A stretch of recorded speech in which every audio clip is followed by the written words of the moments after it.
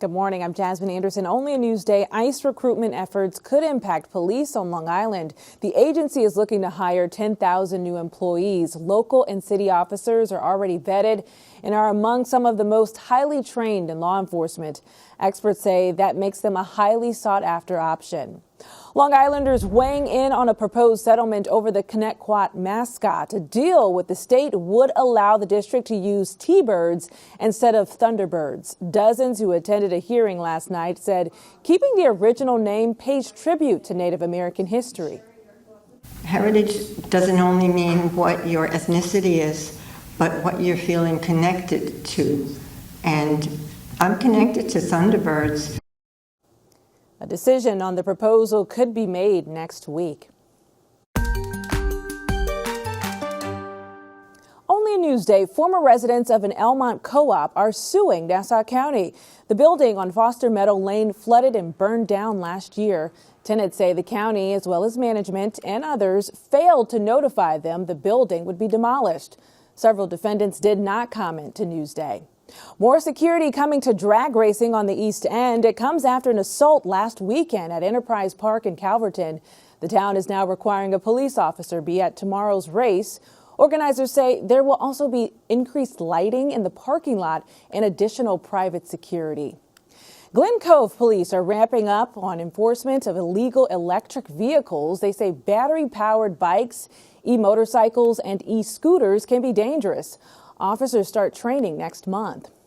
A mom-and-pop pharmacy in Huntington is moving. Value Drugs will move from New York Avenue to the shuttered Rite Aid on West Main Street. It will open around Halloween. Checking out your Friday forecast, it could be a wet start to the last unofficial weekend of summer. The clouds are already out over Shinnecock Fishing Dock and Hampton Bays. A chance of showers early in the day, then again this afternoon and tonight. Now, otherwise, it's partly cloudy and breezy. It will be a beautiful weekend. That is, so you can just get out there and enjoy with your family. Sunny skies and warm temperatures are on tap for the entire holiday weekend for kids and teachers heading back to the classroom. Have the umbrellas handy for some potential wet weather Thursday. That's a look at your 7-day forecast.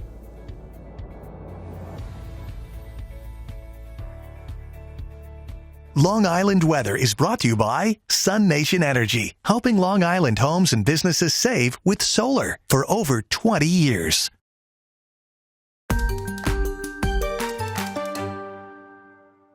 Only a Newsday. It's been 20 years since Hurricane Katrina slammed the Gulf Coast, and today a Long Island-based rescue crew is reflecting on its life-saving mission in New Orleans. Earlier, I spoke with retired Air Force Colonel Michael Kanders about the harrowing efforts to pull people from the floodwaters. Long Island's 106th Rescue Wing sent 2 helicopter teams to help in the rescue effort.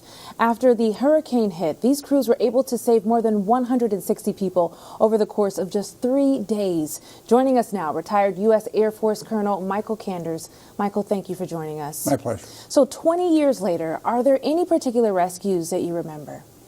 Well, quite a few. I mean, there's quite a few people that we had to help. In total, it was 161 lives saved. And it was basically flying over that flooded city completely. A couple that were particularly memorable included those scenarios where we, as we were flying around the city, we came across a house that was very neatly lettered, painted with a sign for help. And there was a young man on the roof. He was waving his shirt, looked like a white shirt. So we lowered our pararescuemen to talk to him. And they relayed back by radio that he had his family inside the house. They were trapped. He was unable to get them on the roof because of the water. He was a young, strong guy. I don't know how he even got on the roof, but he got up there. So the pararescuemen suggested that they cut a hole in the roof with a pickaxe and a chainsaw in very, very difficult, dangerous conditions. The roof was pitched, so we were very worried about them perhaps falling into the water, into this putrefied water that surrounded the house. But they were able to safely do it, cut the hole in the roof, and then they had to go inside the house. So you can imagine if you're sitting in your living room waiting for a rescue, through your ceiling comes a foot and then a person to tell you that they're there to help. And then the pararescuemen would get onto the hoist. They would attach one of the survivors and one at a time bring them up through the hole into the helicopter. Michael, you talk about timing when it comes to these rescues. How did you determine which homes to go to first? What type of plan was in place for that? Well, initially when we arrived downtown, it was just look for people on their rooftops. They were signaling with either flags or shirts or another means because they were desperately trying to stay above the water and they were out of food and water.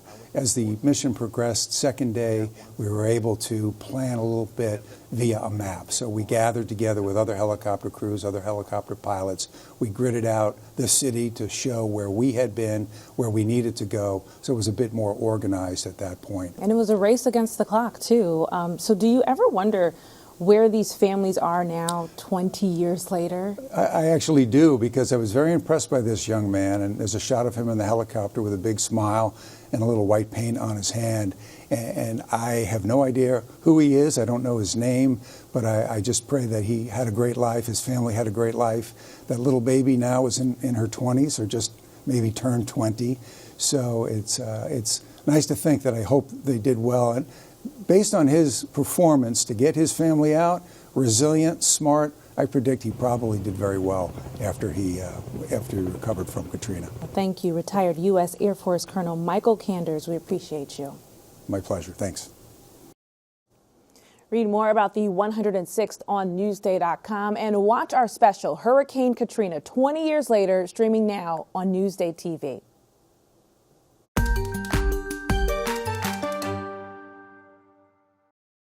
Following President Trump's order to deploy the National Guard in Washington, D.C. in an effort to crack down on crime, there's speculation over when and where troops could be sent next. The president is indicating the same could be done in other big cities like Chicago, Baltimore, and possibly New York City. Governor Kathy Hochul hoping to avoid it, working with the NYPD and saying it's an insult to local police. Several Long Islanders we spoke to agree, saying it's unnecessary. It shouldn't have happened there. No matter how you feel about the people governing in New York City or on Long Island, I feel very safe. Does crime happen? Yes.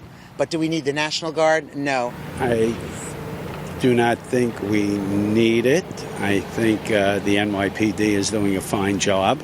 Others feel differently, saying we should accept any help we can get. Things are out of control these days. Someone's got to do something about it, and it's being done. I mean, you know, the police officers, they need a little help, I think. I think anyone should accept help if they're offering it. It shouldn't be political. Crime's a problem. Last year, Governor Hochul called in the National Guard to improve subway safety, saying their presence alone would deter crime. There are currently over 2,000 National Guard troops deployed in D.C. who have the authority to make arrests and carry their weapons. Reporting for Newsday TV, I'm Macy Eglund. Macy, thanks. Read more about this story on Newsday.com. Click Get More below the Newsday TV video box.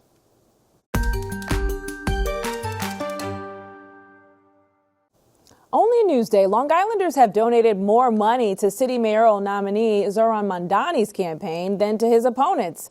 Newsday's Nicholas Grasso explains why. We found that about 600 donations came from Long Islanders, totaling just over $200,000 to the various mayoral candidates. More than half of that money went right to Mondani.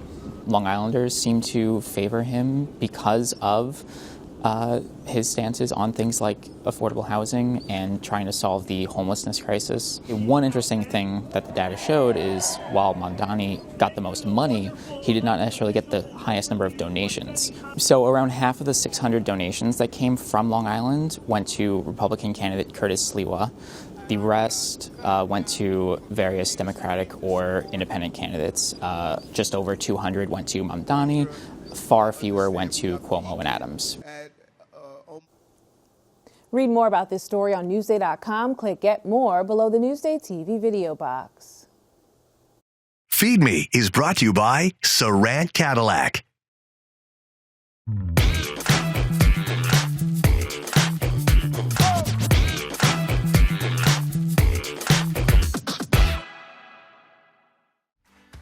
There is a farm in the heart of Nassau County and a farm-to-table restaurant just steps or a short off-roading ride away. At Harvest House Tavern in Malverne, Chef Ronaldo Morales turns fresh produce into delicious dishes. But it all starts at Crossroads Farm at Grossman's, 5 acres that have been farmed for more than 100 years. I got to tag along with the crew from Crossroads to follow the full farm-to-table journey. So this is our bok choy for Harvest House and for the farm store. Every 2 weeks we start another round of it. Oh, you shouldn't have. It's like a bouquet, right? Yeah. Our best workers here at the farm. I hope you pay them a living wage and give them health insurance. Come on in. It is temperature controlled. The roof vents and the side panels open up based upon the temperature. It's when the weather changes is when we're in trouble. Tomatoes are so beautiful. And yeah. They're way taller than I am. These plants literally by the end of the year are going to be 12 feet high. This is going to be the first week of tomatoes at the farm. Okay, do we have enough that I can eat one? Oh, you can eat as many as you would like. After a morning of harvesting, it was time to hit the road for the 2-minute ride to the restaurant. Now, bok choy, we just harvested that 2 minutes ago. Nice. Some zucchini flowers. Very beautiful. Zucchini.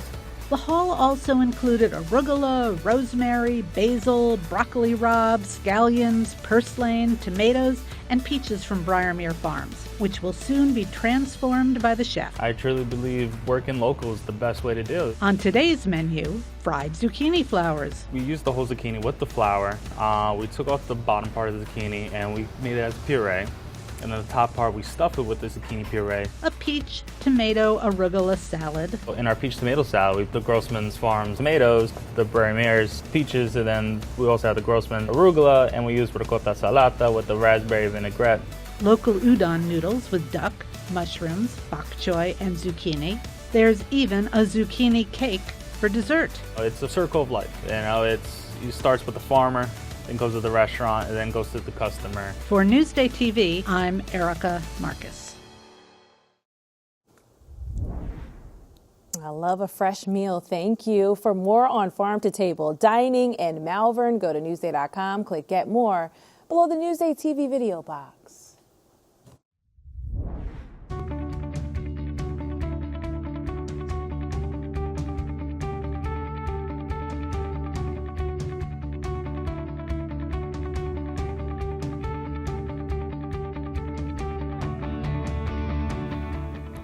See more on these stories on Newsday.com and watch us streaming anytime on Local Now, YouTube, and the other services you see right here. I'm Jasmine Anderson. Happy Friday, everybody. More local news coming up.